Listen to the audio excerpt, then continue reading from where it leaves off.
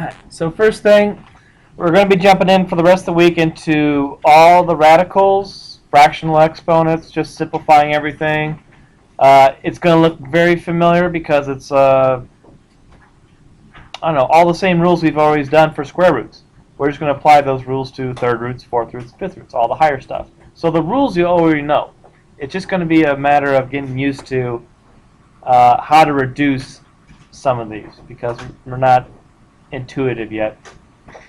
Yeah, so we'll go over a few things. Review first. With the absolute value, what was the rule with absolute value? When do you have to have absolute value? Okay. So, yeah, with square roots,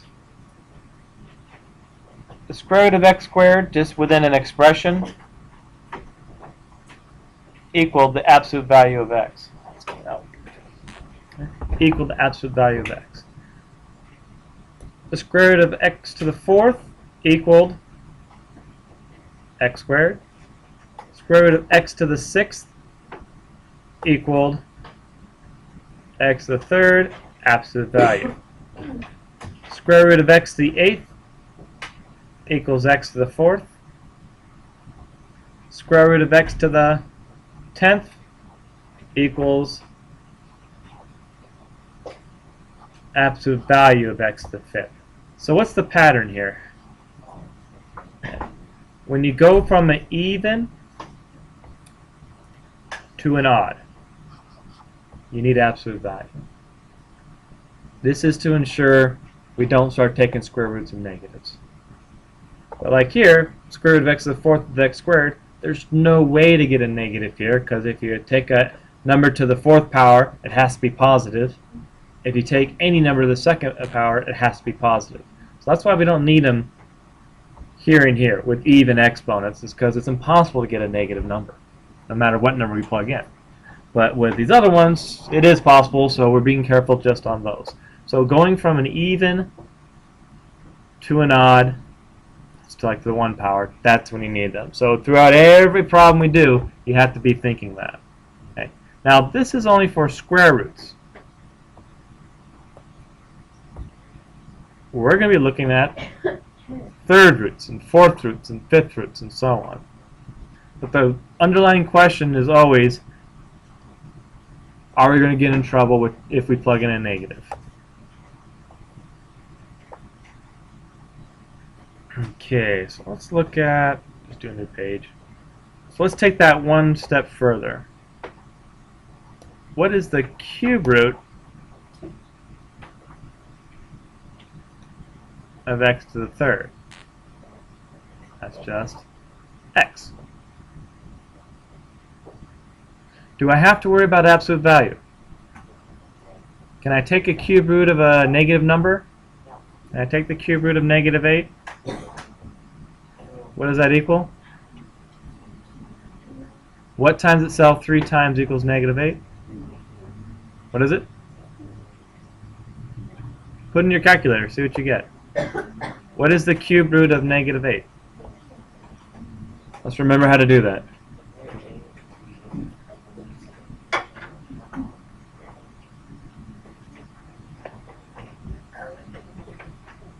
What did you get? You might look for this button on your calculator. You can answer negative 2. Why? Yeah. Times negative 2 times negative 2 times negative 2 is negative 8. So is it okay to have negatives with cube roots? Yes, you can have negatives. That's why we don't have to worry about absolute value with cube roots. You're supposed to have negatives. You can take square roots of negatives because it's a cube root. So that's what I mean from earlier. It's kind of the same rules, but there are some little differences. You have to think about what things mean. I know a lot of you want to just memorize a rule and just use a rule over and over. That's actually more difficult. It's easier to understand what's going on. Then you'll know what the rule is for every given problem. Alright. So we have that. Okay. So yeah, we had the cube root of x to the 6th, that would equal x squared. Cube root of x to the 9th. None of these need absolute value. Okay? It's okay to have negatives. So if you want to look at it this way, if these are odd, you don't really need to worry about it. You don't need to worry about the absolute value. It's okay to have negatives. Okay? The cube root of -8, -2, perfectly fine. It's just with square roots, you can't take square roots of negatives. Not okay. So we put absolute value, that ensures no matter what, we'll only take square root of positive. Absolute values just make everything positive. Okay, good.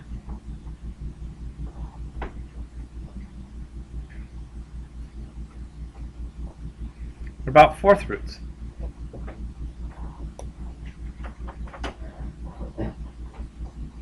Do we need it here? Yes. Can't take a fourth root of a negative. Gotta have it. So same thing, going from an even exponent to an odd exponent.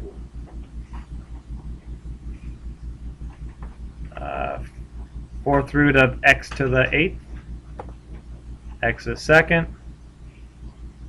No matter what, this is positive. Anything to the 8th power is positive. Anything to the 2nd power is positive. Don't have to worry. Next one, and the order would be fourth root of x to the 12th, which would be x to the 3rd. Absolute value? Yeah. Yes. All right. So you can kind of see the pattern now. All this is just patterns. We know the pattern. It makes sense. And you notice from before, it seems to skip. Absolute value, yes. No. Yes, you need it. And so on. So there is a pattern there. And we saw that here as well. Even with the square roots, which we've been doing for years. There's a pattern. The pattern's the same no matter what root we're working with. Alright, good. Let's see here. So let's just do a little practice, a little reminder. Square root of, it's a square root. So square root of 81 is 9. What's the square root of y to the 6th? Is that right? Absolute value. Thank you. And set that plus or minus. Bring that down.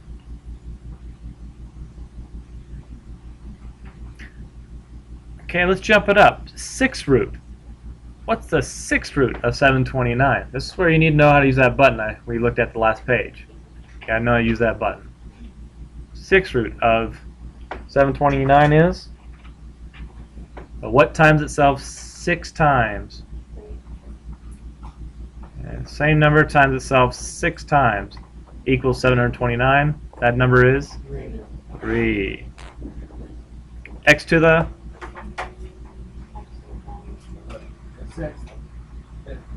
5th, y to the 3rd. Both absolute value. Yeah.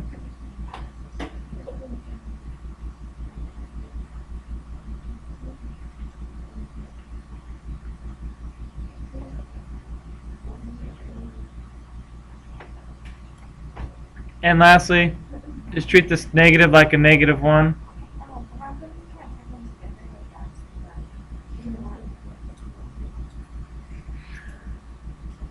It has to do with order of operations.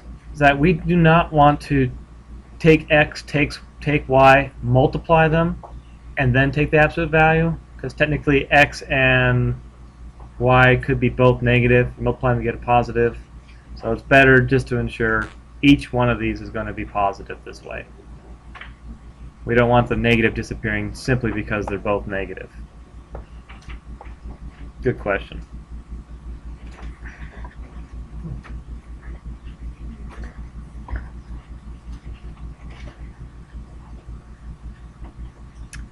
Alright, so again, if there's a number in front or just a negative, just treat that like a -1. So we'll have, what, x to the, what power? It's the square root, right? So what power? 6. Do we need absolute value? No. So this is the same as negative x. Just like that. Nothing fancy.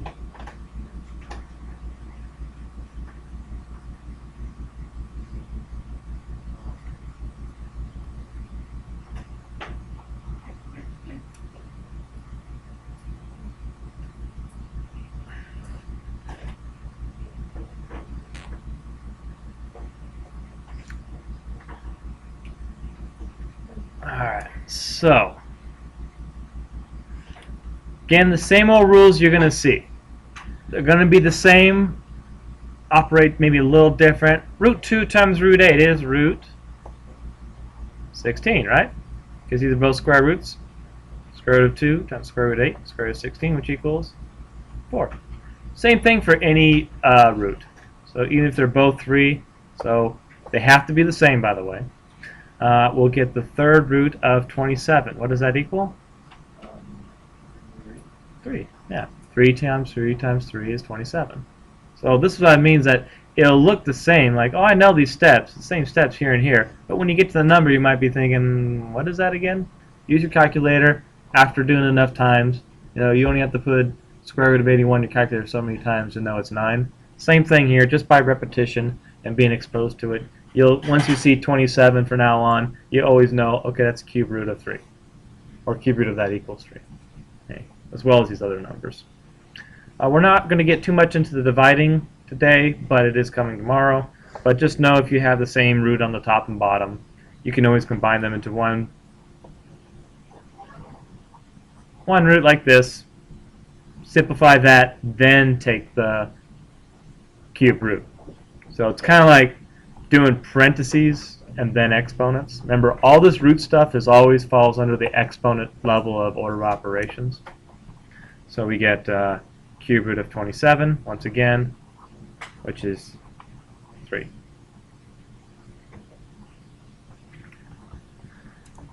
Okay, now, I was going to show a bunch of examples, but what I found is going to be more effective is just to start the homework. And we'll just go through, I'll do one, you guys do one. We'll kind of just do them together as we go along.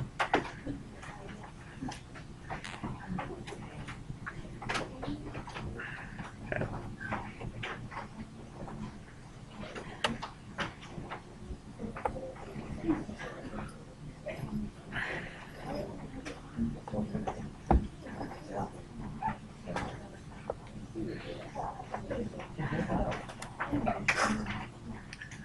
I thought this problem right here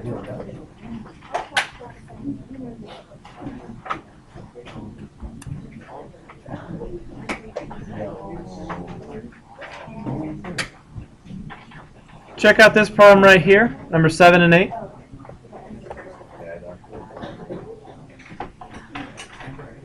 Does anybody see where, I actually heard somewhere recently where they're actually using this formula? Anybody know where? Which formula? The formula right here. You said where they're using it? Yeah, they're using this for something. Read the problem. Maybe it'll. Oh, the one with Paul Walker. Paul Walker. Yeah, they're trying to figure out how fast was that. Huh? They're trying to figure out how fast was the car going, without having any cameras, without having any tools that actually measure it. But they can measure the tire marks to try to calculate. Well, here's how long the tire marks are. With this car, here's how fast it must have been going to have a tire skid of that. There was no skid mark. Okay, so that's what they're trying to figure out on that. So, somewhat timely, but just so you know, if a investigator they use this all the time to try to find out with car accidents, you know, who is going what speed. Because if you ask the people, if they, you know, are around, if you ask the people, they'll say, no, I wasn't breaking the law. But if the skid marks say otherwise, you know, well, it's physically impossible for you to have a skid mark, you know, that's 200 feet long if you're only going 30 miles an hour. Okay. So you can't lie your way through that. The skid marks tell the truth. Okay. Quite interesting. There's the formula. this formula only applies, I think, to like flat, dry, with regular grade tires, because there's different tires that will, so there's different lengths they will skid. But this is just a general one that will work for flat, dry, and regular tread tires. Okay. So here we go, up here. Let's start here.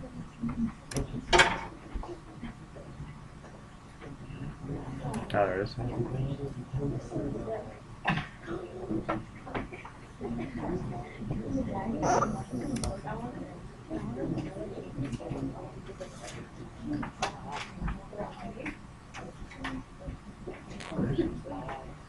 Try it again.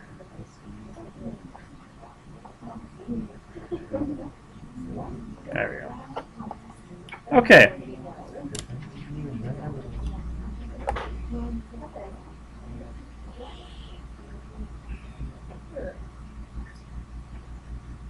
So root 243, might have to use your calculator. These are squares, so you have to think, what square, perfect square, 1, 4, 9, 16, the ones we know really well, which one goes into 243?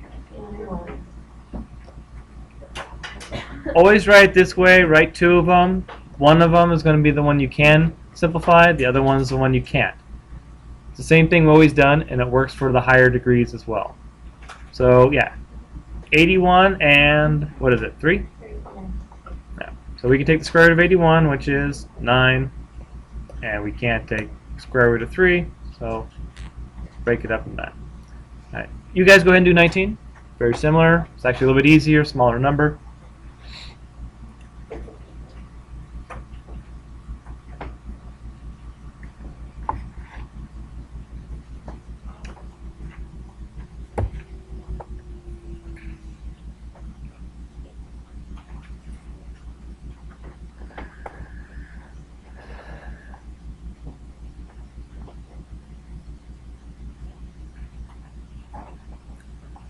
And it comes out to,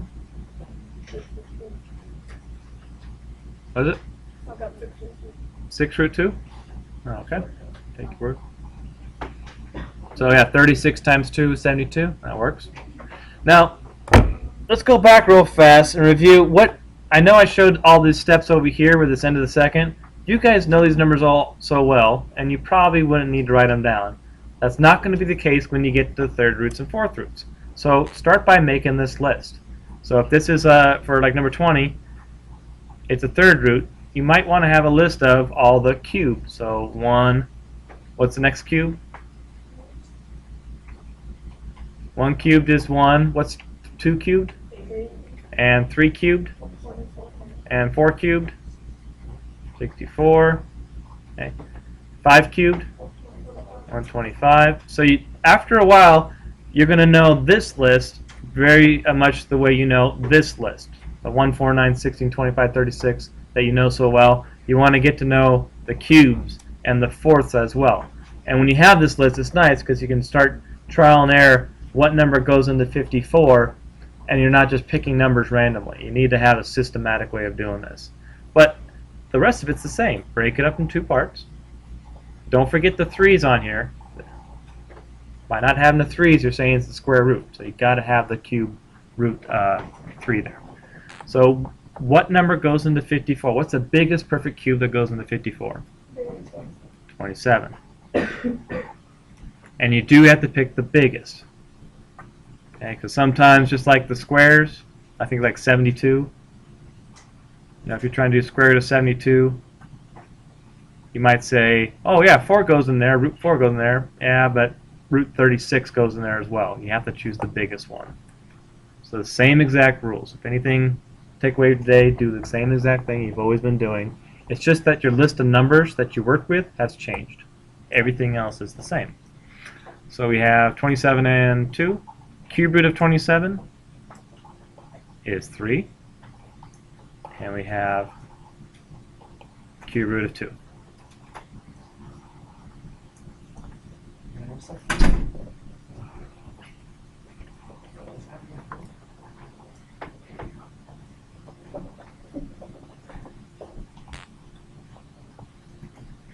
All right, good. Now, 21. What should you do first? Yeah, make a list of what? Everything to the fourth. So 1 to the fourth, you probably don't need a list. That's 1. What's 2 to the fourth? 3 to the fourth.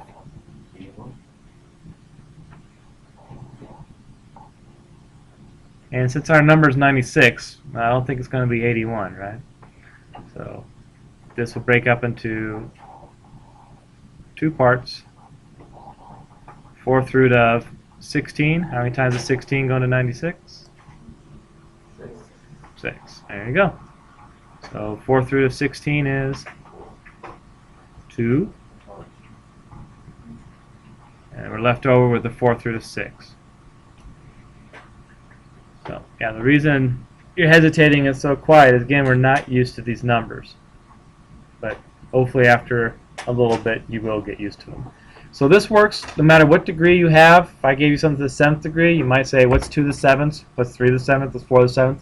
Start dividing those numbers in to whatever you're working with, and it'll probably work out. I don't think any of these are like unable to simplify. They're all ready for you to figure out how to simplify. All right, now all these didn't have numbers, so let's throw in the numbers. All these didn't have variables. Let's throw in the variables. Remember the rules with absolute value. But the variables are the easy parts on all these problems. The hardest part is what we just did, is making sure we simplify the numbers correctly. Let's go back here, start on 22.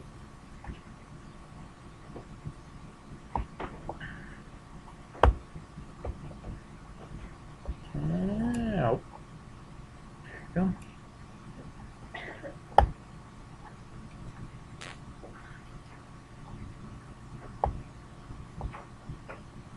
All right.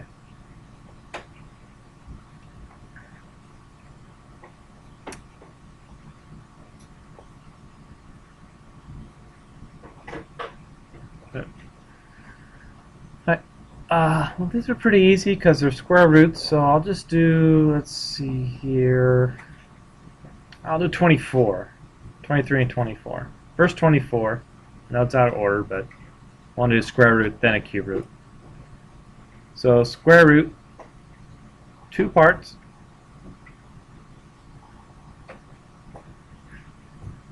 So what number that we can take the square root of goes into 18? 9. And what's left over? So always 2 parts. Now we're doing square roots. So whatever exponent we have under this first radical, we need it to be a multiple of 2. It's got to be a multiple of whatever's here. It's the same thing for cube roots and 4th roots. So like here, x squared, that's a multiple of 2, no problem. But y to the 3rd is not. So you drop it down to the closest multiple of whatever number this is. Drop it down to y to the 2. Anything left over goes in your other radical. So we still have a y to the 3. I just have 2 of them here and 1 of them over here.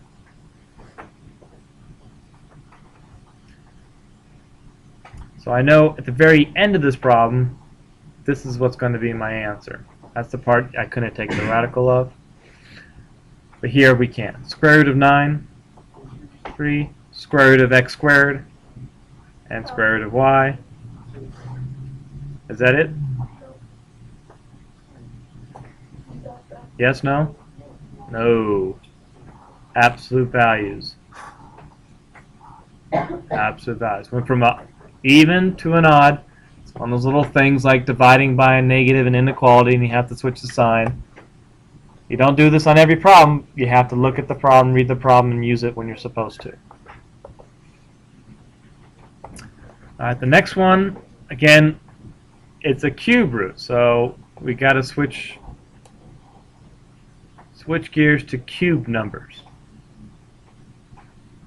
What cube number goes into 16? So you might want to actually make a reference sheet of these. Just write this down somewhere so you can use it. Write on a note card, leave it in your book. So you just have it and you can pull it out. You don't have to recreate it. It's kind of nice to have. Okay, 8. 8 goes into 16, so you can try 8. 8 goes into 16 2 times. And then remember that any exponent here needs to be a multiple of your root. So y to the third is a multiple of 3. So only thing left over is going to be my cube root of 2, and I can take the cube root of y at 8 y to the third. That's 2y. Okay. Is that it? What's the rule for absolute value? Yeah. Even to an odd. Odd to an odd? Don't need it. It's okay if it's negative. We can take the square root of, we can take the cube root of negative. Cube root of negative 8 is negative 2. Negatives are fine with odd roots. And negatives are just fine.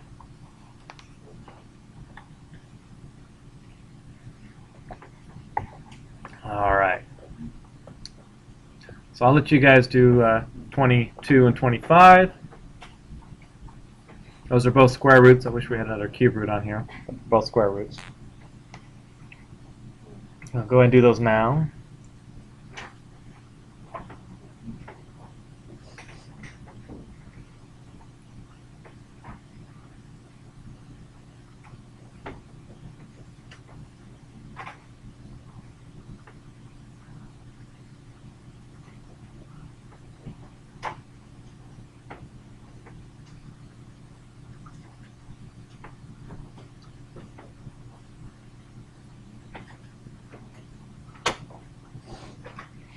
Check with someone next to you. Make sure you got the same answer.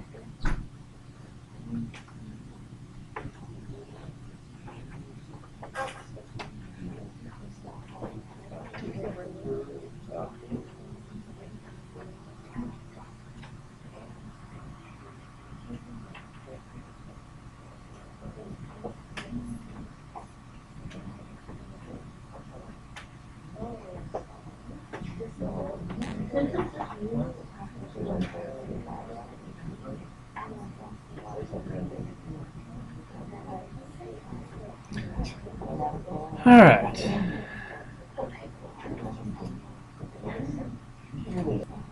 These will work more the same.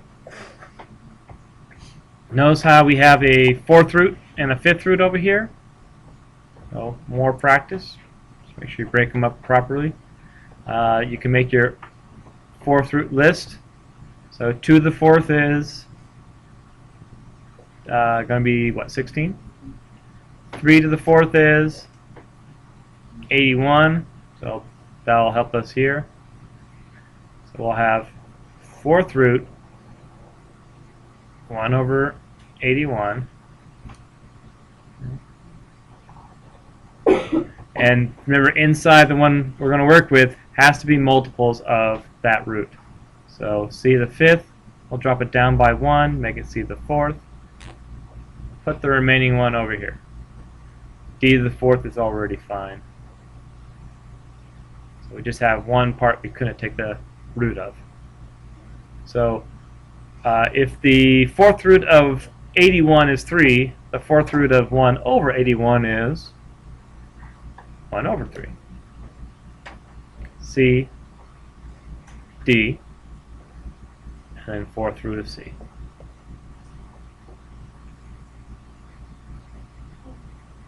Good? Except for even to an odd. Okay, be careful.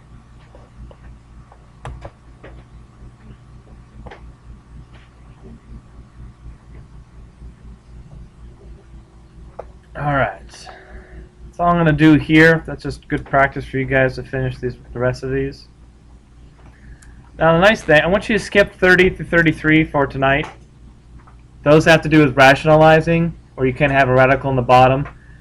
It's same thing we've always done, but it's a little bit different when we start getting into these higher power rationalizing.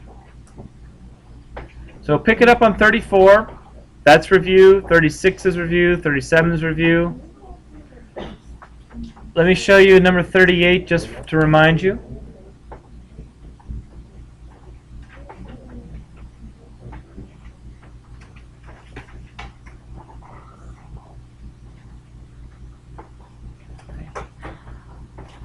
Now remember, there's different rules for adding, subtracting. We just did multiplying and simplifying and dividing. This is adding, subtracting, slightly different rules. So we have to have the same radical in order to add and subtract. It's kind of like having the same variable. So reduce each one of these, simplify each one.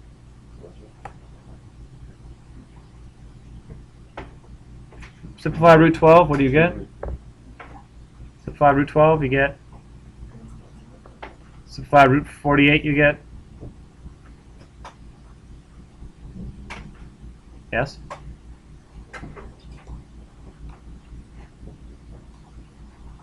Okay. Use your calculators. Simplify root 27, what do you get? So now we can do 2 plus 4 minus 3 and get 3 root 3. You must have the same radical in order to add, subtract. It's kind of like having different variables. If these are different radicals, it's like saying 2x plus 4y minus 3z. With the same radical, it's like 2x plus 4x minus 3x. Okay. Works exactly the same. Got to be the same. So that's familiar. Done that before. For 42, I suggest you use the box. We've done that many times before. It's like multiplying two binomials. It may not be super obvious because these have a bunch of radicals in it, but it is indeed the same steps. So take the time, draw it out, get your numbers. They may or may not simplify nicely. Sometimes they do, most of the time they don't. It's okay if they don't.